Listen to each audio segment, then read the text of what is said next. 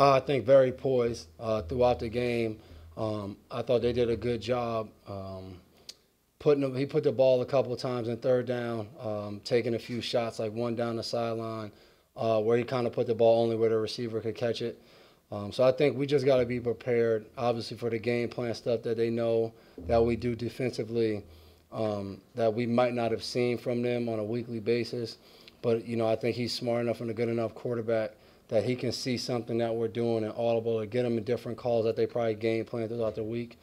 And then I think the next thing we got to worry about is him running with the ball. I think they have such a good running game with any back that's in. Grant, Yeldon, obviously Fournette, when they're back there, that they're running, and then a little later in that Giants game, he keeps in. He's 41 yards down the sideline. So I think we got to be ready for that and not fall asleep because he's a really good runner. He's a big guy. So I think coming off a week last week where we all talked about, trying to contain Deshaun Watson, we just had to be prepared. There's a little bit of that also with Blake Bortles, with his ability. If we open up a gap up front, he'll take off and run and hurt us in that way too. You obviously have a favorable opinion of him. He's kind of maligned a little bit in the league. You think that's unfair? Yeah, I mean, I think that's how it goes in this league. I think he goes out there and he wins Sunday. I'm sure he'll get a lot of praise. And if they lose next week, somebody will talk bad about him again. So it seems like from watching him and playing against him, he really doesn't care about that. So we just got to be prepared for his best game. And I thought he played pretty well last year when we played him. You guys have played in charged environments before. What are you expecting this environment to be like? You get the feeling like they've been waiting for you to get done, even though it's week 2? Yeah, it's going to be intense. I mean, anytime you play a team with a chance to go to the Super Bowl just a year ago, and we've had one football game. I mean, 2 football games for us between that game. None for them. So you don't leave that season after losing the AFC Championship game to a team and not say we want another crack at them. So we know to go on the road, their home game, home opener, they're going to be fired up. They're going to be ready to go. I'm sure they've kind of circled this game throughout the offseason of, this is a game they want to be ready for. So I think it's really going to be important for us to get off to a good start and be ready to go. They're going to try to punch us in the mouth, and we got to come back and be able to counter. We've talked to you about Gronk before, where you said that Gronk doesn't score any touchdowns on us in practice. That never happens. And we hear guys like Jalen Ramsey and just talk to say Gronk's not this, Gronk's not that. Is there a buyer beware policy of what they can get if you rile up a guy like Gronk during the game? Yeah, I mean, I think I talk a lot about what happens in practice when you guys leave, not that much in training camp. But no, I think obviously Gronk's a guy that you got to be ready to go every week. Like, he comes and plays hard each week. So the thing I like about him is he's not going to talk. He's probably going to take it personal. Like, he doesn't care. And you're going to get his best. But I think you would get that no matter what anyone said from the other side. So, that's going to be a matchup. I think I know all you guys are going to be looking at that when words are said, and it's, a guy coming and talking. You guys kind of want to see that matchup. So, I mean, even us on the defensive bench will be excited to see our offense go out there because we know how good their defense is. So, it'll be, I think, a good back and forth game. Does Gronk ever have extra motivation?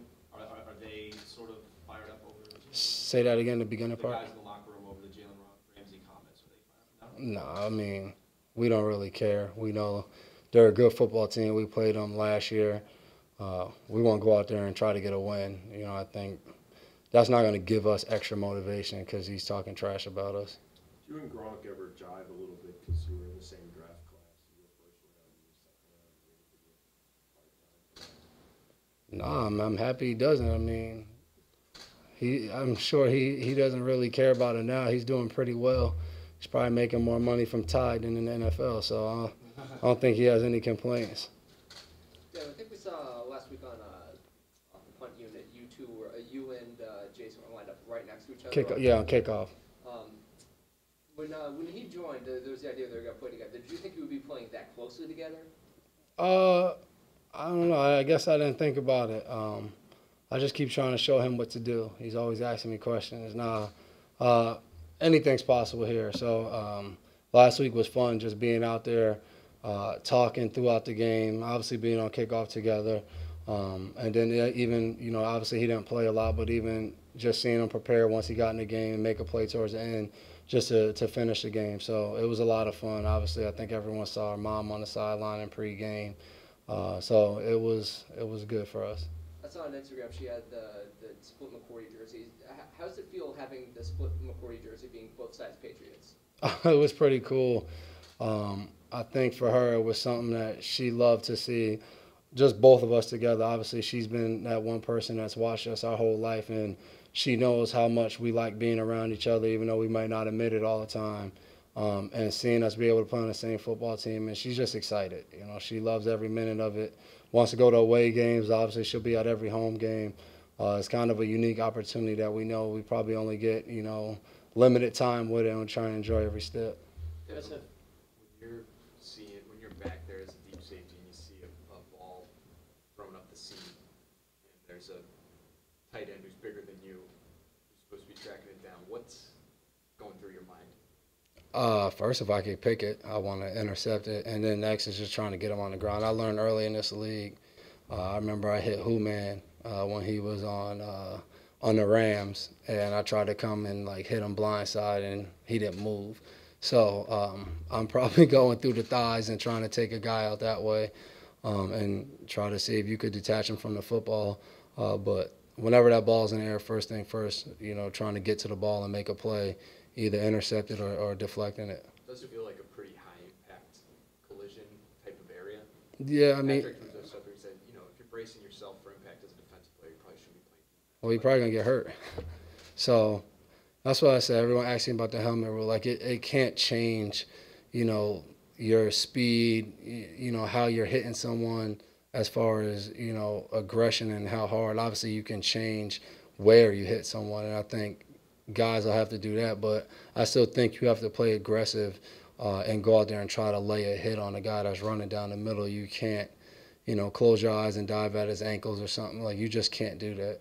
You ever hold your breath when you see Gronk run that route? Not really. I mean, he does that a lot. He's a guy that, if we play him in practice, we got to be aware when he's down the seam. On over route seems like the guy's a big target and he's fast. So he's just a perfect, mold for that. But I think he's done a good job of kind of knowing his surroundings, and then it helps when you play with a quarterback that kind of tries to throw you out of that and make the decision with the ball for you. Devin, is it a tough change of pace if Fournette plays, and we don't know if he's going to, but when you have Fournette and Yeldon, is it a tough change of pace, power, and speed? Is that tough for a defense? You have to play maybe a little one way with Fournette and You got to definitely be aware, Yeah. but it's just different because Fournette's he's a really good back, downhill, strong, powerful guy, can run too. So I think that will change it no matter what if he's not out there. But the change of pace you kind of see every week. You go out there. Last week we wanted to know, who was in the game. Was it Lamar Miller? Was it Irvin? Was it Blue? So throughout the league, each week you're going to get change of pace backs. But, Fournette's just a really good running back. I think we saw that last year as a rookie. Also, is it a relief in watching the film against Houston? You guys played mostly nickel throughout, and while there was a lot of rotation in the front six, the back five where you were seemed pretty constant. Is it a relief, or I don't know, maybe relief's not the right word, but that you kind of know what you have early in the season in the defensive backfield, like it's constant, you're not figuring things out? Yeah, I think we're always trying to get to that point. But in this league, that always changes. Usually, injuries happen. All those different things happen. So, but as always, as much as possible, if you could keep those same guys out there and continue to get better, continue to see things the same way, communicate with each other, I think all that helps. But unfortunately, in this league, it's hard, to keep the same guys on the field all 16 games. And when that happens, sometimes that's how you build depth. You get guys out there, or different things happen where you're getting a guy that's in rotation. It does nothing but help build depth for our team. Finally, when you watch the tape, do you still marvel at the play Gilmore made in the AFC Championship game to clinch the victory? I mean, it was an incredible play. I don't know when you were watching the tape that week. This week, you probably watched some of that game. Do you marvel at the play still? Yeah, no, it was a good play. But I'm not gonna lie, I didn't have a trip down memory lane. Probably been better if we would have won the game after. But No, the Steph did a great job. I think film studying, he knew exactly what was coming. And I mean, you see him make this similar play in training camp, in the beginning of training camp too. So he's a guy who studies the film really well, and I think he does a great job of just being able to match receivers on almost any route, and then every different type of receiver. To me, has probably been the most impressive thing about him. A bigger receiver, smaller receiver, he's still able to go out there and cover him at a high level. You guys have been in a similar position that the Jaguars are in right now in the past, having lost the AFC Championship game. What's the level of motivation like for a team coming into the season after something like that happens, getting so close? I think you taste it and you kind of know what it takes to get there. And I know for us, you always knew how hard it was when you got there, and I think that was the worst feeling, that letdown. And then as you come back that next season, you kind of know, we got a lot of work ahead of us.